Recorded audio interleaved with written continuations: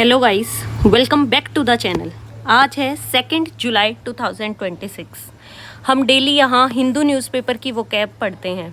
हिंदू के एडिटोरियल्स में जो वर्ड्स आते हैं उनको बहुत अच्छे तरीके से समझते हैं, उनकी आसान सी एक्सप्लेनेशन समझते हैं, उनके एग्जाम्पल्स समझते हैं ताकि हमें ये समझ में आए कि ये जो वर्ड है वो सेंटेंसेस में कैसे आता है।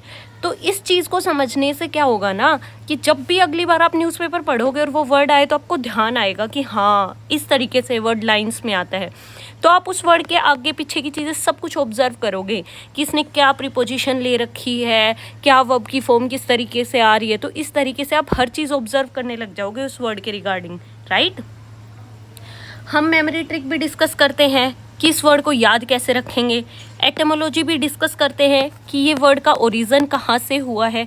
उसकी वजह से क्या होता है ना कि हमें रूट वर्ड समझ आने लगता है, और रूट वर्ड्स की वजह से हमारी जो एलिमिनेशन टेक्निक है मेंस में खास कर की बहुत ज़्यादा काम आएगी। सिनोनिम एंटोनियम देखते हैं। एरर स्पॉटिंग या प्रीपोजिशन ट्रैप में एसएससी इस वर्ड को कैसे पूछ सकता है। देखो, आज का जो फर्स्ट वर्ड है वो है पेंसिव।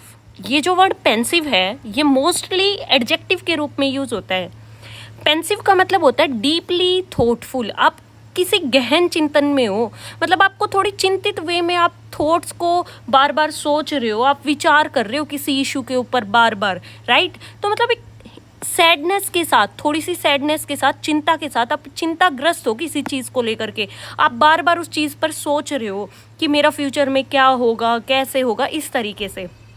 मतलब आप खो चुके हो एक सीरियस और क्वाइट रिफ्लेक्शन में कि आप बार बार उस चीज़ को रिफ्लेक्ट कर रहे हो अपने दिमाग में, बार बार सोच रहे हो उस चीज़ के बारे में, right. When someone looks like they are thinking very deeply about something, often with a slightly sad और सीरियस एक्सप्रेशन। लाइक आप किसी उदास मन से किसी चीज़ के बारे में चिंताग्रस्त हो रहे हो, बार बार वही थॉट्स आपके दिमाग में आ रहे हैं। एग्जाम्पल देखते हैं। She sat by the window with a pensive expression thinking about the decision she had to make। उसने जो डिसीजन लिया है क्या वो ठीक है, क्या वो ठीक नहीं है, तो इस तरीके से वो चिंताग्रस्त है, बार बार उस चीज़ को लेकर सोच रहा है। मेमोरी ट्रिक कि इस वर्ड को याद कैसे रखा जाएगा। देखो, pensive, pens plus IVE, pen से सोचो। आप बहुत बार पढ़ते पढ़ते किसी क्वेश्चन पे गहन चिंतन करने लगते हो, और वो सैडनेस होती है उस टाइम, चिंता करते टाइम, कि यार मुझसे सोल्व क्यों नहीं हो रहा, मैंने कितनी बार सोच लिया, ये 90 है, ये क्या है, ये क्या होगा। तो इस तरीके से आप किसी चीज़ के ऊपर गहन चिंतन कर रहे हो, पेन लेके बैठे हो, कॉपी पेन लेके बैठे हो और उस चीज़ पर सोच रहे हो, राइट। तो बहुत ज़्यादा कुछ सोच रहे हो कुछ भी लिखने से पहले कि कैसे करूं, क्या करूं, कौन सी ट्रायंगल सिमिलर करूं। तो इस तरीके से आपको ये वर्ड कभी भूलोगे नहीं आप ये वर्ड, और आपको ये वर्ड हमेशा याद रहेगा। एटमोलॉजी देखते हैं कि ये वर्ड आया कहाँ से है। देखो, पेंसिव से निकला हुआ वर्ड है। पेंसिव का मतलब ही होता है थॉटफुल।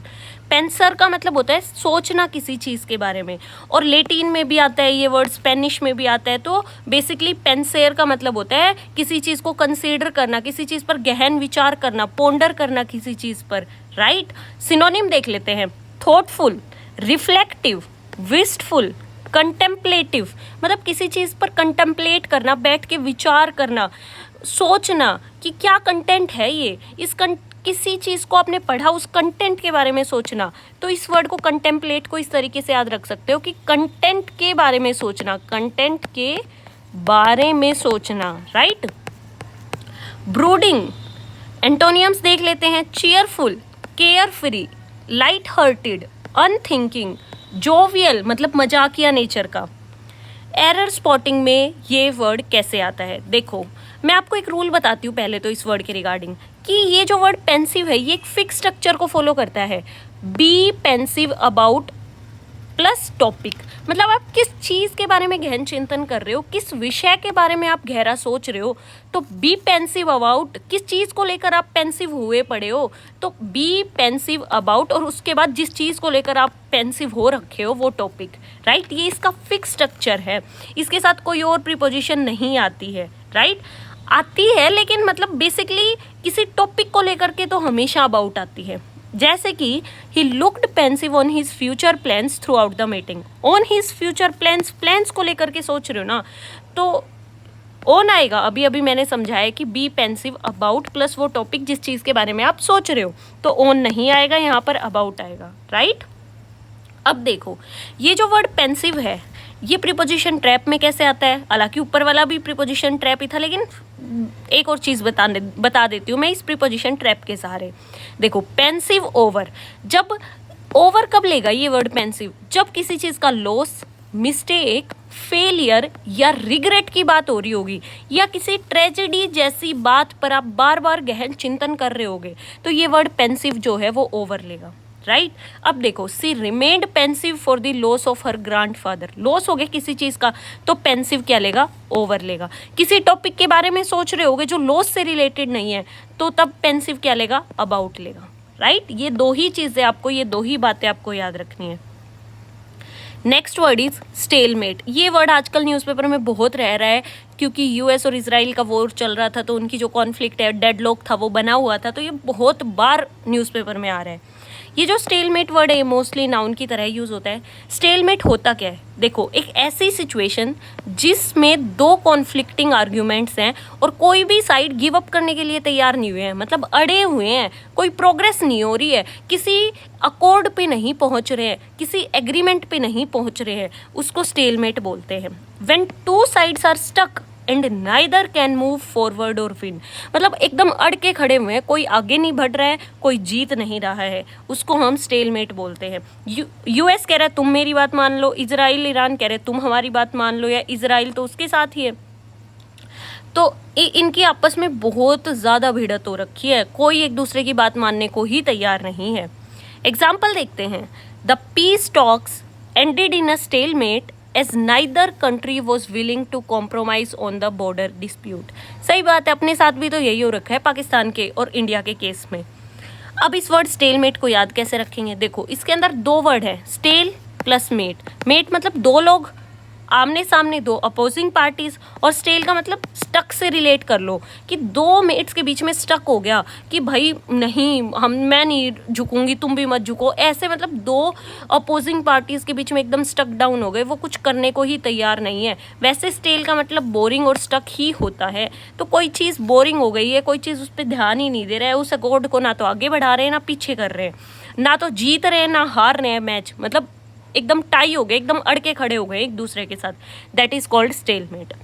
अब देखो ये जो वर्ड स्टेल है ये सबसे पहले चेस के लिए यूज हुआ करता, कि एक चेस पोजीशन जहाँ पे कोई लीगल मूव्स नहीं चल पा रहे, दोनों साइड के प्लेयर कोई लीगल मूव्स नहीं चल पा रहे, दोनों आकर के आपस में खड़े हो गए हैं, कोई मतलब प्रोग्रेस हो ही नहीं रही है, तो वहाँ से ये वर्ड स्टेल निकल के आया। इसका मतलब ही एक फिक्स्ड पोजीशन होता है कि आप कोई लीगल मूव्स ले नहीं पा रहे हो, that is called stalemate.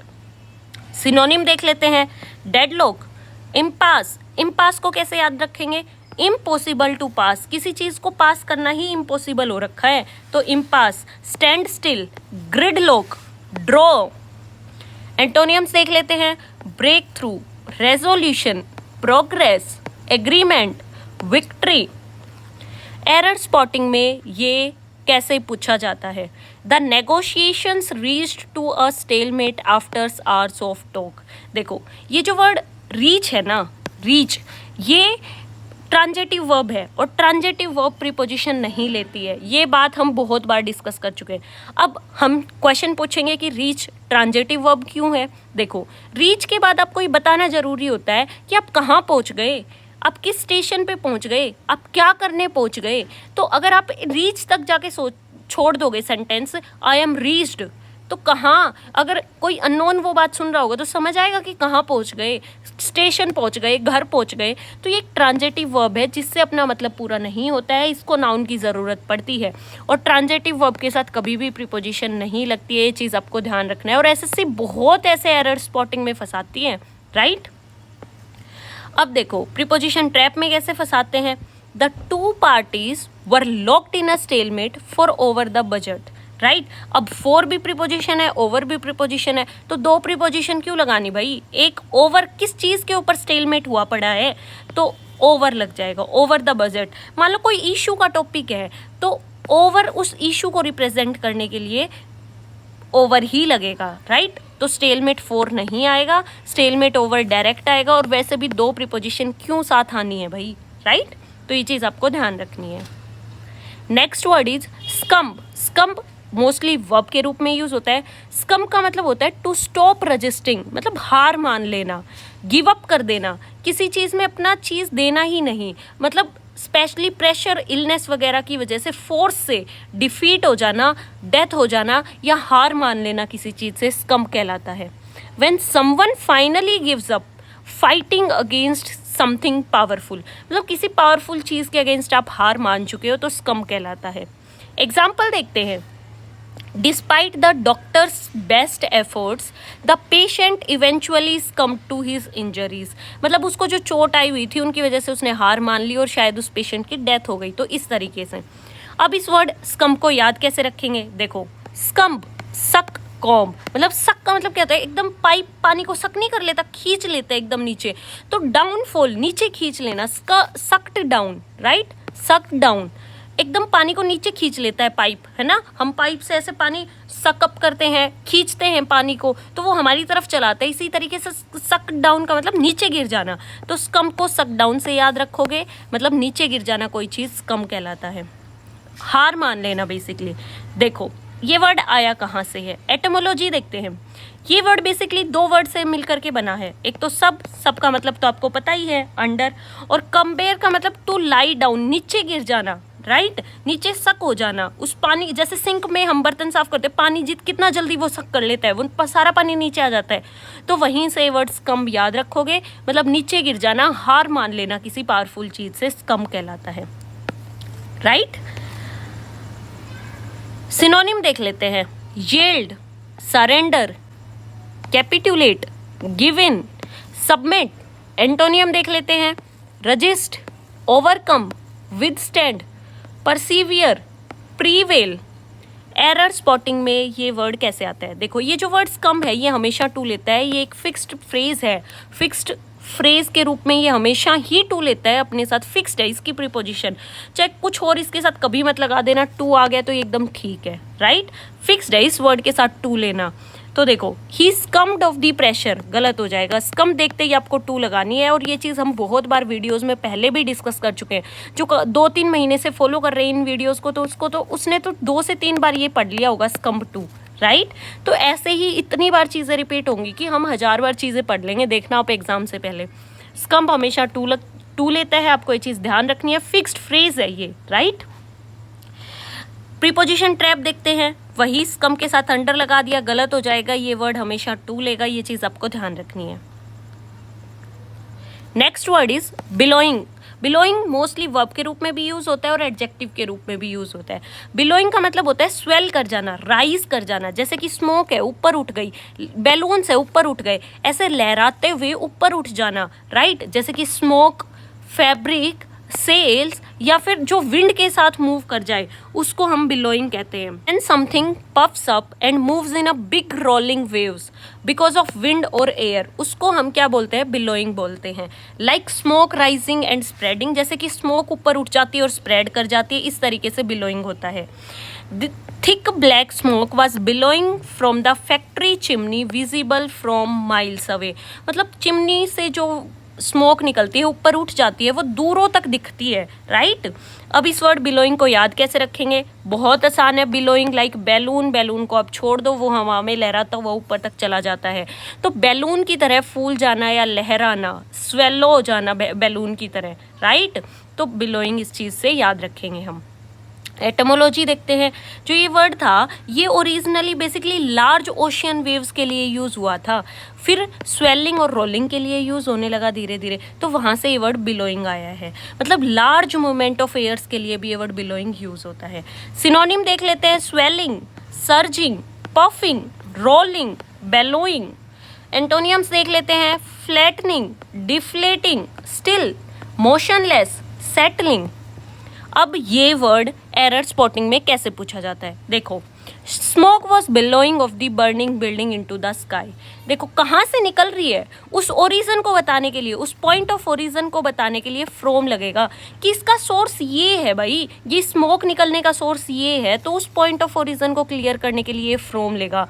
Smoke was billowing from the burning building into the sky, right. उस जलती हुई बिल्डिंग में से निकल रही है, ऑफ लगाने का कोई मतलब नहीं बनता यार। फ्रॉम मतलब उसके अंदर से निकल रही है ना भाई, तो फ्रॉम लगेगा। आप हिंदी में कन्वर्ट करके देखो, किस में से निकल रही है, उस में से निकल रही है, तो फ्रॉम लगेगा यहाँ पर। प्रीपोजिशन ट्रैप में कैसे फंसाते हैं, the sails were billowing with the strong winds across the ocean. देखो ये जो बिलोइंग है ये इन लेता है कि किस डायरेक्शन में मूवमेंट है, उस कॉज ऑफ मूवमेंट को बताने के लिए ये हमेशा इन लेता है, विद कभी नहीं लेता। तो बेलोइंग विद इनकरेक्टली फ्रेज हो जाएगा और बेलोइंग इनकरेक्ट हो जाएगा, बेलोइंग इन जो है वो करेक्ट हो जाएगा। तो ये चीज़ आपको ध्यान रखनी है इस वर्ड के regarding. Next word is covertly. ये जो वर्ड कोवर्टली है ये मोस्टली एडवर्ब के रूप में यूज होता है। कोवर्टली का मतलब होता है किसी काम को सीक्रेटली करना, छुपा करके करना, डिस्गाइज्ड मैनर में करना, मतलब दूसरों को ना पता लगे इस तरीके से करना, that is called covertly. When something is done secretly without anyone finding out, किसी को पता ही नहीं है और आप कोई काम कर रहे हो, तो कोवर्टली कवर लगाकर कोई काम करना कोवर्टली कहलाता है। एग्जाम्पल देखते हैं, the journalist covertly recorded the meeting to expose the corruption within the company. उसने उस मीटिंग को रिकॉर्ड कर लिया और करप्शन को उजागर करने के लिए, और छुप कर ही किया होगा भाई, कौन करने देगा उसको। अब कोवर्टली को याद कैसे रखेंगे, बहुत ईजी है। कोवर्टली को कवर से रिलेट करो। आप कवर पहन के कहीं जा रहे हो, छुप छुप कर कहीं जा रहे हो, कोई काम करने के लिए छुप छुप कर रहे हो आप कोई काम, तो imagine doing something while staying under cover, cover के नीचे रह करके कुछ करना कोवर्टली कहलाता है। एटमोलॉजी देखते हैं, ये वर्ड कोवर्ट से निकला है, ओल्ड फ्रेंच के कोवर्ट से निकला है। कोवर्ट का मतलब ही हिडन या फिर किसी चीज़ से कवर होना होता है। कोवरीर, कोवरीर का मतलब ही कवर होना होता है, राइट। ये जो वर्ड कोवर्ट है ये एडजेक्टिव था और इसके पीछे ly लगाकर एडवर्ब बना दिया गया, और मोस्टली वर्डों के पीछे अगर ly लग जाता है तो एडवर्ब में कन्वर्ट हो जाते हैं। सिनोनिम देखते हैं, सीक्रेटली, स्टिल्थली, क्लैंडस्टाइनली, फर्टिवली, सरप्टिटियसली, राइट। सरप्टिटियसली के अंदर रेप्टाइल जैसा कोई वर्ड है और रेप्टाइल हमेशा छुप छुप कर आता है, राइट। तो इस तरीके से आप सरप्टिटियसली याद रख सकते हो। एंटोनियम देख लेते हैं, openly, overtly, publicly, blatantly, transparently. Error spotting में ये वर्ड कैसे यूज होता है, the agency covertly monitored on the suspect's communication. किसको मॉनिटर किया, अगर आप यहाँ मॉनिटर तक छोड़ दोगे तो क्या ये पूरा सेंस दे पाएगा। किस चीज़ को मॉनिटर कर रहे हो, किसी बच्चे को मॉनिटर कर रहे हो, किसी सस्पेक्ट को मॉनिटर कर रहे हो, किसी कम्युनिकेशन को मॉनिटर कर रहे हो, क्लास को मॉनिटर कर रहे हो, किस चीज़ को मॉनिटर कर रहे हो। तो उस चीज़ को बताने के लिए ये एक ट्रांजेटिव वर्ब है, क्योंकि इसको बताना पड़ता है कि आप किस चीज़ को मॉनिटर कर रहे हो, इसको नाउन देना पड़ता है, तो इसके बाद ओन नहीं आएगा, डायरेक्ट नाउन आएगा। ये चीज़ इस वर्ड के रिगार्डिंग आपको ध्यान रखनी है। प्रीपोजिशन ट्रैप में कैसे फंसाते हैं, they worked covertly with behind the government's knowledge. With behind the government आपको खुद नहीं लग रहा, गवर्नमेंट की नॉलेज में नहीं है तो सीधा विदाउट लगाओ ना, विद बिहाइंड का तो कोई मतलब ही नहीं बनता। उस एब्सेंस ऑफ अवेयरनेस को शो करने के लिए डायरेक्ट विदाउट लगा दो, राइट। आज के सारे वर्ड्स फटाफट एक नज़र में 10 सेकंड की रिवीजन टेबल के थ्रू याद कर लेते हैं। पेंसिव, पेन लेकर के आप किसी ट्रायंगल पे बार बार सोच रहे हो कैसे सोल्व होगा, क्या सोल्व होगा, तो मतलब डीपली थॉटफुल और उदास होकर के सोचना पेंसिव कहलाता है। जैसे कि एक पेन को होल्ड करके आप बहुत बार सोच रहे हो। पेंसिव अबाउट प्लान सही है, इसके अलावा कोई और प्रीपोजिशन नहीं आएगी, लेकिन अगर किसी चीज़ का लॉस हुआ है तो ये ओवर लेता है उस लॉस को शो करने के लिए। Next word is stalemate. Stale का मतलब स्टक हो जाना किसी चीज़ का, और मेट मतलब दो लोगों के बीच में कोई चीज़ स्टक हो जाना, डेडलॉक हो जाना, स्टेल मेट कहलाता है। चेस गेम के लिए बेसिकली ये स्टेल मेट वर्ड आया था, जब आप कोई लीगल मूव नहीं चल सकते, that is called stale, right. तो इस तरीके से ये वर्ड आता है। स्कम्ब, स्कम्ब का मतलब होता है गिव अप कर देना, प्रेशर के अंदर आके स्कम्ब कहलाता है। जो स्कम्ब है वो कैसे याद रखोगे, सक डाउन से याद रखोगे, गिर गई कोई चीज़ नीचे फॉल कर गई तो वहाँ से वर्ड स्कम्ब याद रखोगे।